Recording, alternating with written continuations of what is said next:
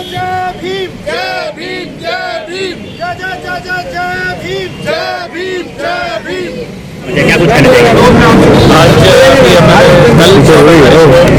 बाबा साहब डॉक्टर भीमराव अम्बेडकर जी की जयंती जी आज इसी के अवसर में आज ऑल इंडिया अम्बेडकर महासभा और SCBC एकता मंच के तत्वाधान में आज यहाँ शोभा यात्रा का आयोजन किया गया, जिसमें मुझे मुख्य अतिथि के रूप में और त्रिवारी झंडी दिखाने का अवसर मिला और मैं सभी लोगों को अम्बेडकर जयंती की बहुत बहुत शुभकामनाएं देता हूँ। और बाबा साहब डॉक्टर भीमराव अम्बेडकर जी के जो जिंदगी के जो उनके आदर्श हैं, जो नैतिक मूल्य हैं, उन्हें मैं यही सबसे पहले लगभग कि सब लोग अपने जीवन में उनको अनुग्रहित करें और उनसे सीख लें और सीख लेकर के आगे बढ़ें और अपने जीवन को और अच्छा करें। माननीय प्रदीप दहिया जी उपायुक्त कैथल, देखिए ये स्मृतियां हैं जो हैं हमारे जहन में जो ताउम्र रहे, इसलिए आयोजक जो है ये स्मृति चिन्ह भेंट करते हैं और हम उम्मीद करते हैं कि ये स्मृति अपने जहन में लेके जाएंगे। क्वालिटी के लिए काफ़ी प्रयास लगेंगे, गवर्नमेंट के भी और नागरिकों के भी। बाबा साहब का जीवन अपने आप में एक मिसाल है हर एक उस इंडिविजुअल के लिए, हर एक उस आदमी के लिए जो आगे बढ़ना चाहता है।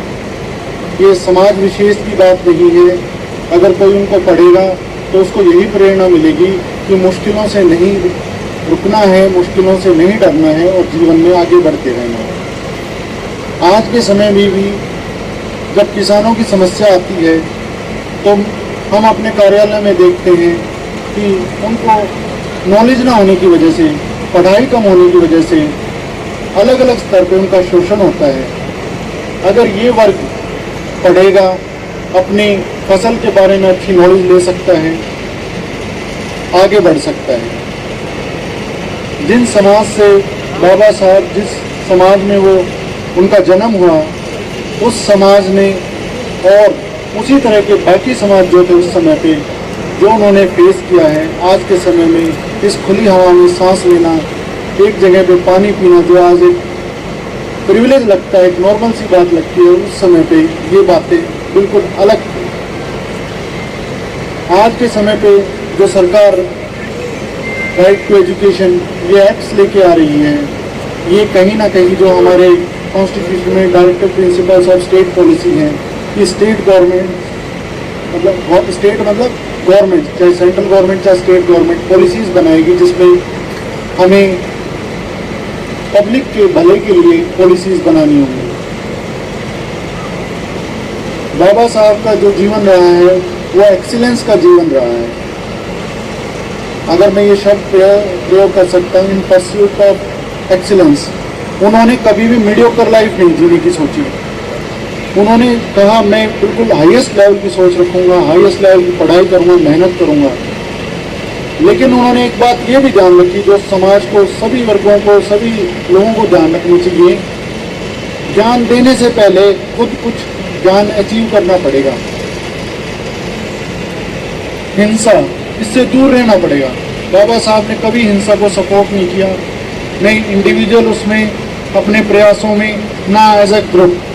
उन्होंने हमेशा कहा पढ़ाई करें, आगे बढ़ें, अपने अधिकारों के लिए लड़ें, अपने अधिकारों के लिए प्रदर्शन करें, चाहे सरकार से पॉलिसीज़ बनवाएं। और आज भी समाज में जब भी बात होती है, हमारे घरों में बात होती है, एक ही होती है, पढ़ाई करो, पढ़ाई करो, पढ़ाई करो, अपने साधन बढ़ाओ, नौकरी लगो, बिजनेस करो।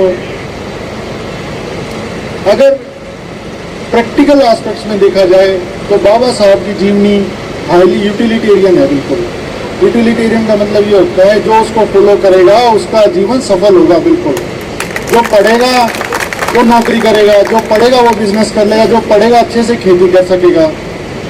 बाकी जो सोशल फिलोसफर्स रहे हैं उनका मकसद पॉलिटिकल अवेकनिंग का रहा है।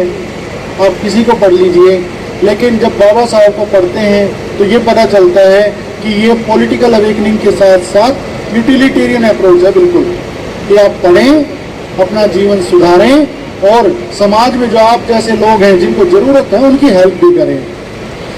Give back to the society.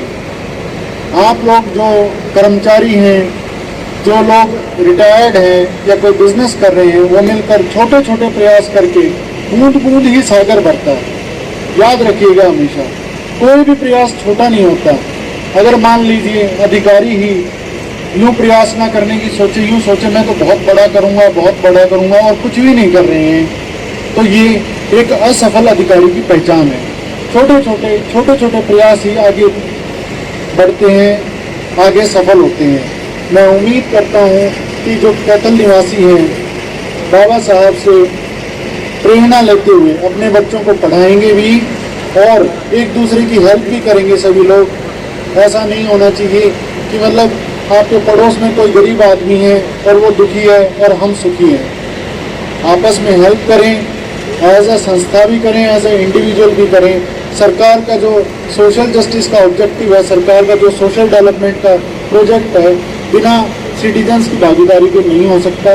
वही एसपी साहब ने भी कहा कि जब तक लोग उन विचारों को आचरण में नहीं लाएंगे, और विचार बिल्कुल सिंपल है, अपनी डेवलपमेंट की सोचो, पढ़ाई की सोचो, बिल्कुल बच्चों को पढ़ाइए, अपने घर में बेटी को पढ़ाइए, जॉब लगवाइए।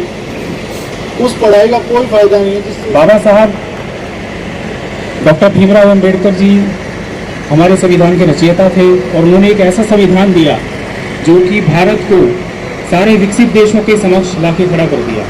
भारत जो कि 200 साल तक गुलामी में रहा, उसको उन्होंने एक ऐसा संविधान दिया कि जिसकी वजह से भारत, हिंदुस्तान पूरे विश्व के सारे देशों के बिल्कुल बराबर आ खड़ा हुआ है। और उसमें हमारे सामने हर किसी के लिए इक्वालिटी की जो बात की गई है वो इतनी प्रमुख है। हर इंसान को एक बराबर, एक समान उस संविधान के द्वारा माना गया है। हर किसी को अधिकार जो दिए गए हैं संविधान में, वो बाबा साहब की वजह से है कि वो हमारे अधिकार हमारे जीवन में है कि हर एक व्यक्ति जो किसी भी समाज से हो, किसी भी जाति से हो, किसी भी वर्ग से हो, किसी भी धर्म से हो, और वो अपने आप को पिछड़ा ना महसूस करे। कानून हर सभी के लिए एक है, रूल ऑफ लॉ जो हमारा संविधान देता है। मैं एज ए पुलिस अधीक्षक आज आपके सामने खड़ा हूँ, कैथल का एसपी होने के नाते ये हमारा दृढ़ निश्चय रहता है, हर चीज़ में हमारा यही प्रयास रहता है